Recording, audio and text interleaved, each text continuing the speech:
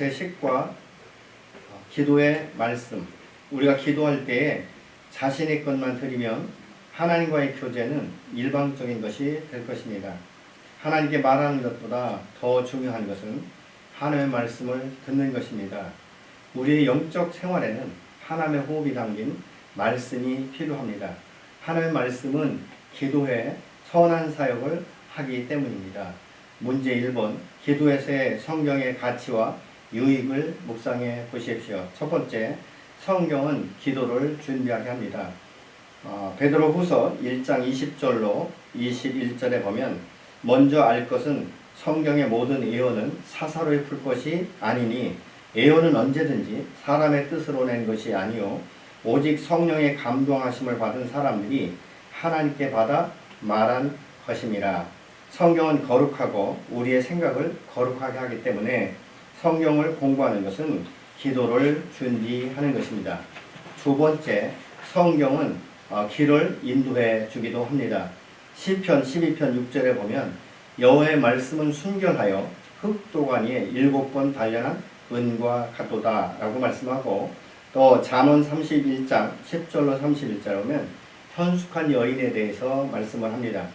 성경은 온전히 신뢰할 만할 뿐만 아니라 성경에서 배운 지식은 무엇이나 신뢰할 만하며 인생의 길을 인도해주는 지도서가 되기도 하는 것입니다.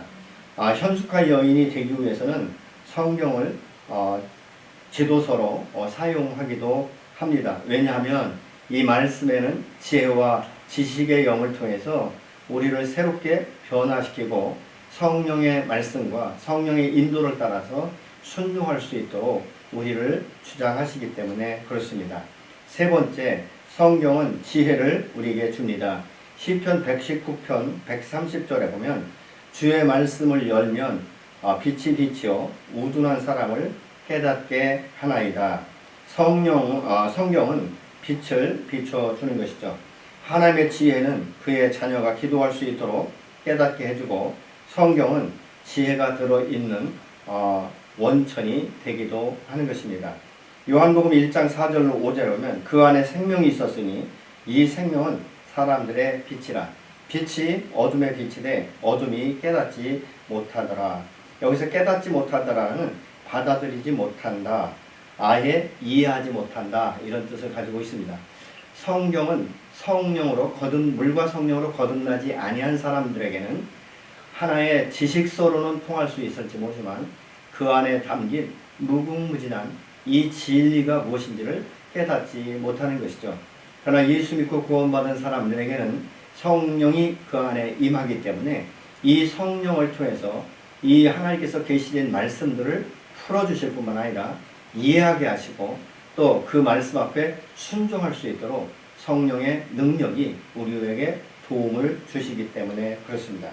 이 주님의 말씀은 우리에게 지혜를 주시는 말씀입니다. 그래서 이 성경을 통해서 우리가 우리의 인생을 다시 새롭게 깨닫게 할 뿐만 아니라 우리의 인생의 목적지가 어디인지, 그리고 이 목표점을 향하여 어떻게 해야 될 것인지를 계속적으로 말씀해 주시고 인도해 주시기 때문에 성경은 우리 인생 가운데 꼭 필요한 지침서일 뿐만 아니라 이 지침서를 통해서 우리 인생을 새롭게 풀어가는 놀라운 역사를 주는, 또 우리의 인생의 전환점을 갖게 하는 것이기도 합니다. 네 번째, 성경은 기도의 제목을 우리에게 제공하기도 합니다. 요한복음 15장 26절에 보면 내가 아버지께로부터 너희에게 보낼 보혜사 곧 아버지께로부터 나오시는 이 진리의 성령이 오실 때 나를 증언할 것이다, 이렇게 말씀하고 있습니다. 그래서 성경은 진리일 뿐만 아니라 진리를 우리에게 열어주는 영이기도 한 것이죠. 요한복음 17장 17절에 보면 그들을 진리로 거룩하게 하옵소서, 아버지의 말씀은 진리니이다, 이렇게 말씀하고 있습니다. 또 예수님께서 기도하실 때도 보면 아버지의 말씀을 진리라고 말씀을 하고 있는 것이죠. 민수기 23장 19절에 보면 하나님은 사람이 아니시니 거짓말을 하지 아니하시고 인생이 아니시니 후회가 없으시도다. 어찌 그 말씀하신 바를 행하지 않으시며 하신 말씀을 실행하지 않으시랴. 다시 말하면 하나님은 말씀에 시건치 않는다. 하나님의 말씀은 진리고 그 말씀 앞에 순종할 때 그대로 이루어지는 이 능력과 역사가 나타나는 것을 우리의 이 삶 가운데 우리가 알게 되는 것이죠. 히브리서 6장 18절에 보면 이는 아버지의 거짓말을 하실 수 없는 이 두 가지 변하지 못할 사실로 말미암아 앞에 있는 소망을 얻으려고 피난처를 찾은 우리에게 큰 안위를 받게 하신다라고 말씀하고 있습니다. 하나님은 거짓말을 안 하실 뿐만 아니라 그러므로 성경의 말씀을 그대로 믿고 그 말씀을 붙들고 기도할 때 하나님은 언약을 우리에게 성취케 하시는 놀라운 능력의 내 아버지이시며 친밀하시며 사랑의 아버지이신 줄로 믿습니다. 문제 2번, 예수님은 말씀을 인용해서 시험을 이기셨고 우리에게 시험에 들지 않도록 깨어서 기도하라고 가르쳐 주셨습니다. 그렇기 때문에 우리가 기도할 때 하나님의 말씀을 인용하면 그 안에 놀라운 능력이 있고 또 우리가 기도의 응답을 받을 때도 그 생명의 주이신 주님께서 우리에게 말씀으로 응답하실 때 우리의 감정에 따라 변화되지 않고 이 기도를 말씀으로 응답받은 것은 실제적으로 우리 안에 큰 소망을 주고 그 말씀이 이루어지는 것들을 우리의 인생 가운데 하나님의 때에 반드시 이루셔서 내가 하나님의 자녀인 것을 우리가 스스로 인식하고 인정할 수 있도록 하나님께서 도와주시는 줄로 믿습니다. 그래서 마태복음 6장 13절에 보면 우리를 시험에 들지 말게 하옵시고 다만 악에서 구하시옵소서.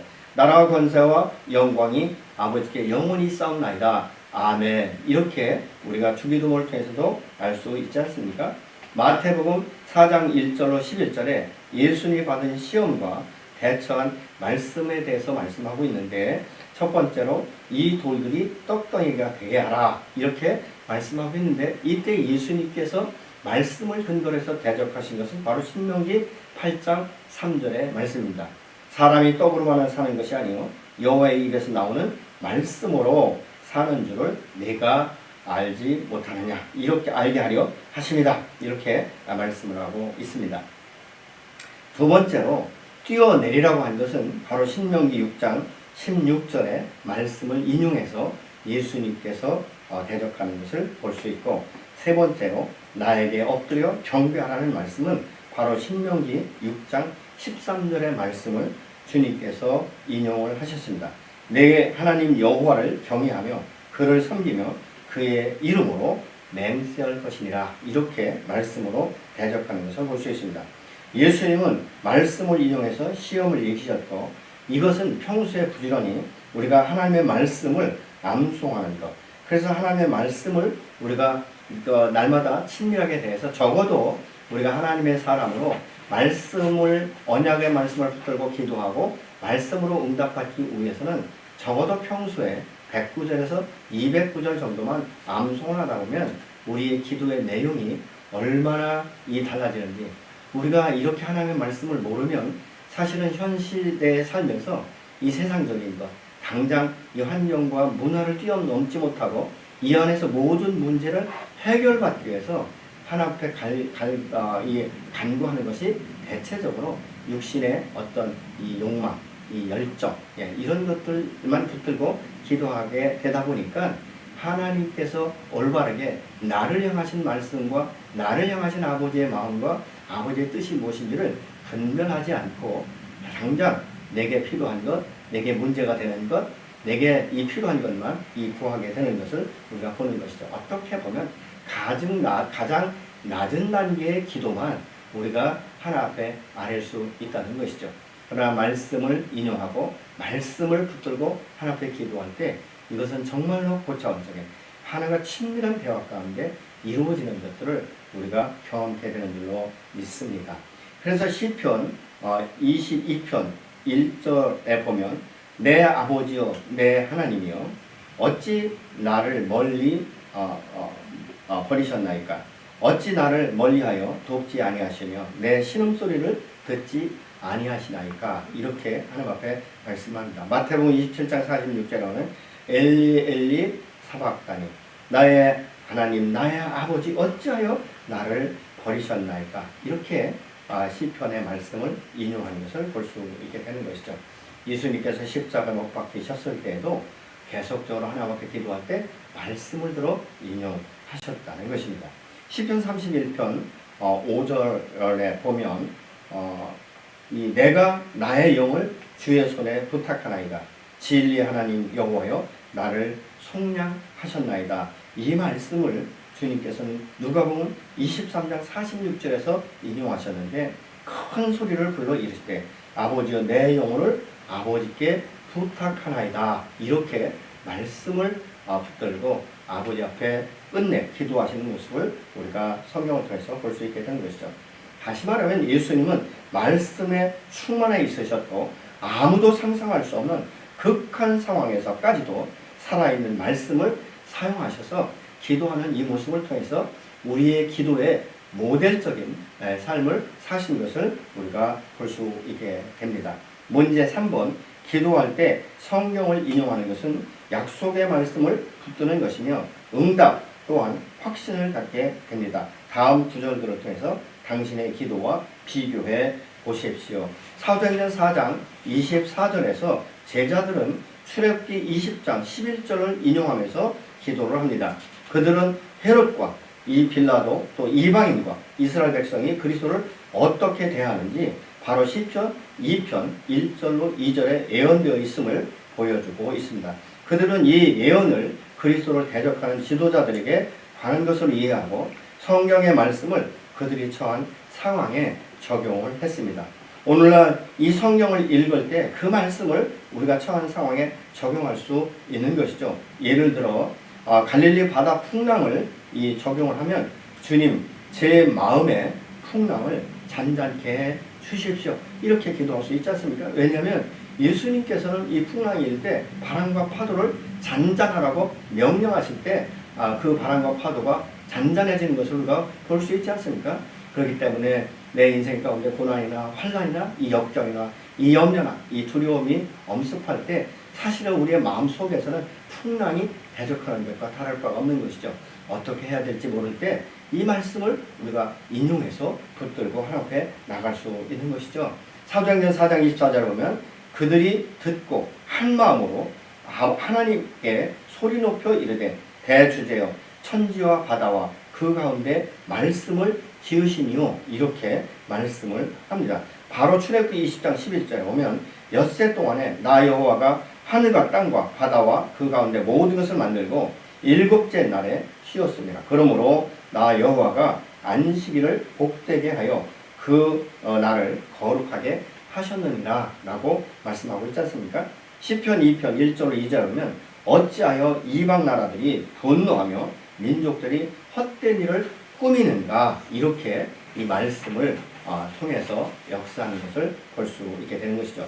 문제 4번 느헤미야의 기도의 방법과 결과에 대해서 말해보십시오. 레위기 26장 33절에 보면 이스라엘 백성들이 불순종하면 하나님께서 벌을 내려 흩어버릴 것이라고 말씀을 하셨습니다. 이스라엘 백성들이 사실은 이렇게 흩어진 것은 이 말씀에 의해서 벌을 받게 된 것이죠. 그래서 느헤미야 1장 9절에서 보면 느헤미야는 신명기 30장 1절로 4절에 약속의 말씀을 기억해냈고 기도할 때 그 말씀을 그대로 사용하지 않고 약속의 중요한 이 골자만 골라서 사용을 합니다. 기도의 응답을 확신하게 하는 이 성경의 주요 내용들을 인용한 것입니다. 하나님의 약속 있는 기도는 느헤미야의 믿음을 더 견고하게 했고 또 그뿐만 아니라 하나님께서 반드시 신실하시기 때문에 그 약속하신 것을 이루실 것이라는 이 믿음, 이 확신 이것이 있기 때문에 느헤미야의 기도가 응답된 줄로 믿습니다. 오늘날 저와 여러분들이 하나님 앞에 나가 기도할 때 언약의 말씀을 붙들고 기도하면서 내 하나님은 살아계시며 내 하나님은 전능하시며 내 하나님은 모든 것이 능치 못함이 없다는 이 사실을 우리가 믿고 소망을 가지고 끝까지 응답될 때까지 기도하는 것이 바로 하나님 안에서의 아름다운 이 영광을 드러내며 응답하신 사신 하나님, 전능하신 하나님을 경험하게 될 줄로 믿습니다.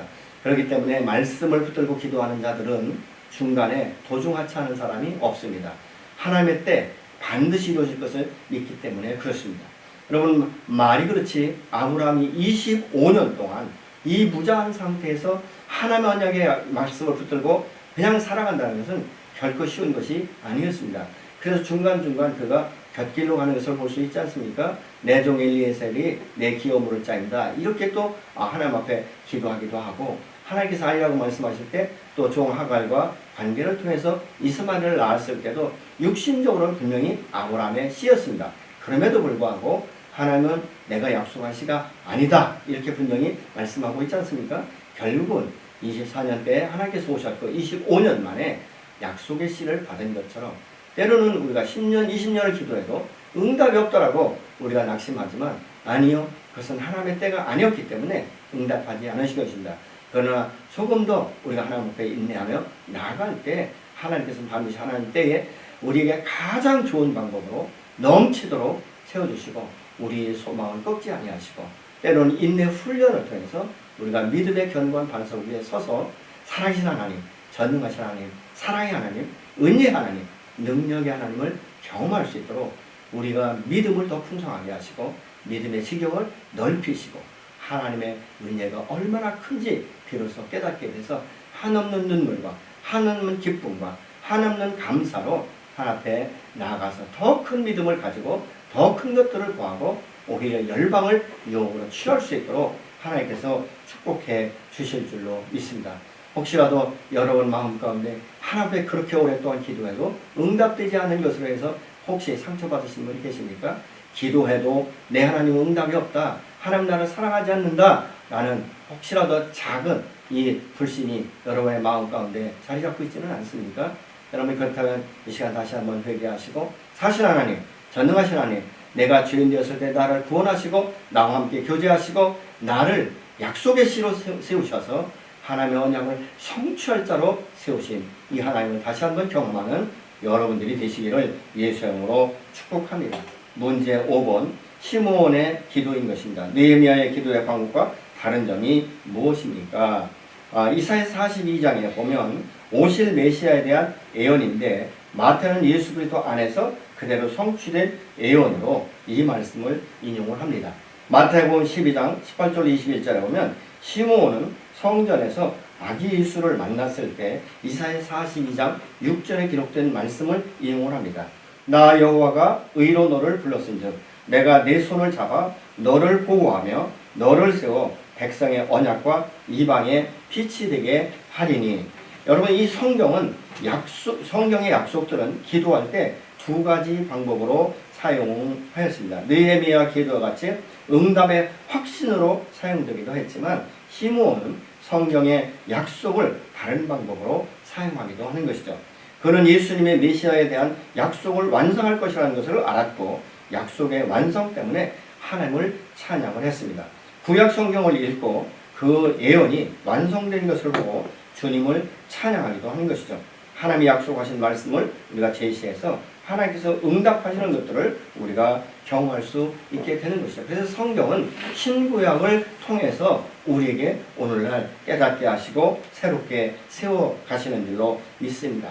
무궁무진하게 숨겨진 이 언약의 말씀들을 우리가 붙들고 우리 인생 가운데 하나하나 이것이 완성되어지고 성취되어지는 것을 느낄 때 여러분 얼마나 우리 안에 감격과 감동을 주시겠습니까?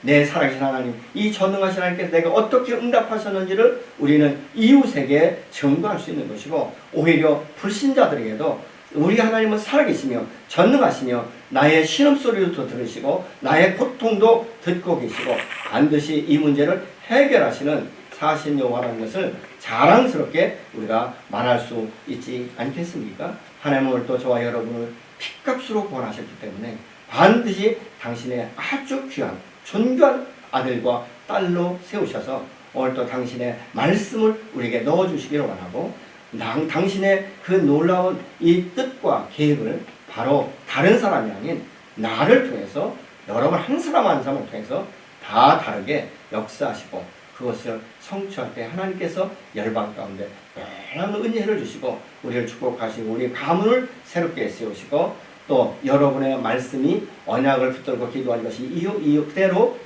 우리가 응답받을 때 우리의 자녀들에게는 모델적인 삶이 되지 않겠습니까?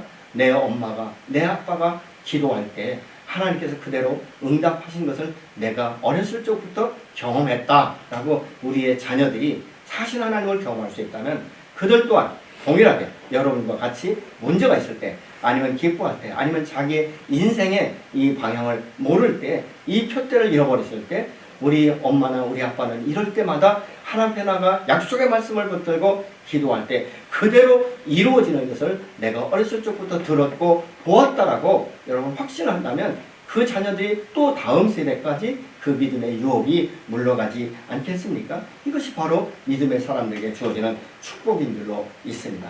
그래서 우리는 평소에 부지런히 성경을 공부하고 암송함으로 인해서 차츰 성경의 말씀을 기도에 사용하게 되는 것 아니겠습니까? 정말 우리는 이 교회에서 적은 것이지만 매주 한 구절씩 암송할 때 여러분 이것이 그냥 지나가는 것으로 주일날만 선포하는 것이 아니라 일주일 내내 그 말씀을 암송하고 여러분 마음가운데 묵상하고 여러분의 신비에 새겨지면 나도 모르는 순간에 하나님 앞에 기도할 때 지금 신비에 새겨졌던 것들이 저절로 이렇게 나오면서 이 어둠 세상 가운데 유혹을 물칠 수 있고 좌로나 치우치지 아니하고 부르심에 그 합당한 이 삶. 그래서 하나님은 살아계시며 전능하시며 그 살아계신 하나님 앞에 우리가 나아갈 때 여러분 하나님께서 뭐라고 말씀하십니까? 하나님의 그 사랑 안에서 우리를 세워주시고 하나님의 영광을 드러낸다라고 말씀하고 있지 않습니까? 여러분 기도 중에 성경을 사용하는 방법은 기도의 응답에 확신하게 하는 이 성경의 약속을 우리가 인용해야 되는 것이고 두 번째는 기도의 응답에 대해서 찬양하는 것을 우리가 인용할 수 있는 것 아니겠습니까? 여러분 빌립보서 4장 6절로 7절로 아무것도 염려하지 말고 오직 기도와 간구로 감사함으로 하나님께 아니면 모든 지각에 뛰어난 하나님께서 그리스도 예수 안에서 너의 마음과 생각을 지키며 평강을 주신다라고 말씀하고 있지 않습니까? 이런 말씀을 붙들고 우리 앞에 하나님 앞에 기도하면서 이루실 것은 이루시는 하나님을 찬양할 수 있는 것이죠. 세 번째 현재 상황에 맞는 성경 구절을 우리가 인용해야 되는 것이죠. 여러분 환난을 당할 때는 어떻습니까? 시편 50편 15절의 말씀 환난 날에 나를 부르라 내가 너를 건지리니 내가 나를 영화롭게 하리로다 라고 말씀하고 있지 않습니까? 환난은 우리 인생 가운데 누구든지 당하는 거예요. 그것이 어떠냐 이것은 파급 효과는 사람에 따라 다르고 환경에 따라 다를 수 있는 것이죠. 믿음에 따라 다를 수 있는 것이에요. 그러나 분명히 우리가 붙들 수 있는 환난 날에 나를 찾으라고 말씀하고 있지 않습니까? 그러면 어떻게? 찾으면 만나지 않습니까? 두드리면 열릴 때까지 두드리는 것 아니겠습니까? 중간에 포기하지 않아요. 그러면 찾고 구하고 두드리는 자들을 하나님께서 반드시 응답하신다라고 말씀하신 것을 인용하는 것이죠. 내가 현재 상황이 어떠한지 사람마다 다 다를 수 있는 것이에요. 그렇기 때문에 적용되는 말씀들이 다 다를 수 있다는 것입니다. 네 번째로 기도나 찬양의 성부를 인용할 수 있는 것이죠. 그래서 때로는 다윗처럼 말이죠. 내 영혼을 명령할 수 있죠. 내 영혼아 여호와를 송축할지어다. 내 영혼아 여호와로 인하여 기뻐할지어다. 내 영혼아 여호와로 인하여 참으로 찬양할지어다. 이런 감사할 수 있는 것이고 내 영혼을 명령할 수 있는 것이죠. 여러분께서 성경 구절을 사용하면서 이 기도한다는 것이 얼마나 큰 축복인지 몰라요. 그러니까 우리가 신앙생활할 때 연조가 문제가 아니라 내가 하나님의 말씀을 얼마나 사모가 있는가. 여러분 하나님의 말씀을 사모한다면 우리가 말씀을 읽을 때마다 아멘으로 답하고 그것을 별도로 이렇게 기록해서 우리가 암송할 수 있지 않겠습니까?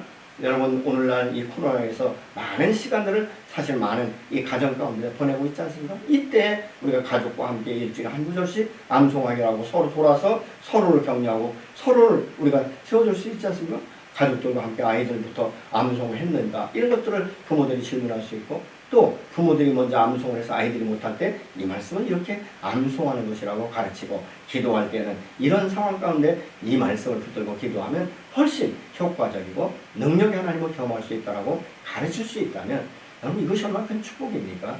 그래서 성경은 우리에게 기도할 때 하나의 길을 가르치고 진리와 지혜와 지식의 영을 다하시고 하나님의 뜻이 무엇인지 아버지의 마음이 무엇인지를 잘 깨닫게 하고 어떤 환난 가운데 어떤 환경 가운데서 정말 하나님의 말씀은 적용되지 않는 말씀이 하나도 없는 것이죠. 그때마다 내 안에 들어있는 이 말씀들이 하나하나 실타래 풀려 나오듯이 나올 때 여러분 그 말씀에 의지하는 것 얼마나 큰 능력인지 아십니까? 말씀에 의지해서 베드로가 그물을 내릴 때 정말 이 고기가 가득히 채워져 2배에 넘치도록 채워지는 역사가 있지 않습니까? 하나님의 말씀은 그래서 평소에 암송하고 그 들은 말씀 그래서 우리가 기도할 때도 말씀으로 응답받는 것, 이것이 가장 확실한 것 같아요. 저 같은 경우에도 느낌으로 또 하나님의 음성으로 물론 응답도 받지만 제가 지금까지 신앙생활하고 지금까지 기도하면서 받은 이 기도할 때 응답받은 것 중에 말씀으로 응답하시는 것이 얼마나 큰 힘이 되는지 몰라요. 우리의 감정은 변화될 수 있어요. 그러나 진리의 말씀은 변화되지 않지 않습니까? 그 말씀은 진리요, 그 말씀은 변함이 없는 이 말씀이기 때문에 말씀 안에 소망을 갖고 말씀을 붙들고 우리가 기도할 때 그 무엇보다도 힘이 되고 능력이 되고 소망이 되는 줄로 믿습니다. 그래서 저는 여러분에게 부탁드리고 싶은 것은 하나님의 말씀을 그냥 거저 읽지 마시고 한 말씀 한 말씀을 읽을 때 내게 도전되는 말씀이 있으면 별도로 그것을 기록하시고 암송하셔서 평소에 암송을 한다면요, 여러분 우리가 평생 100구절 200구절 암송 못하겠습니까? 관심이 없기 때문에 그런 것 아니겠습니까?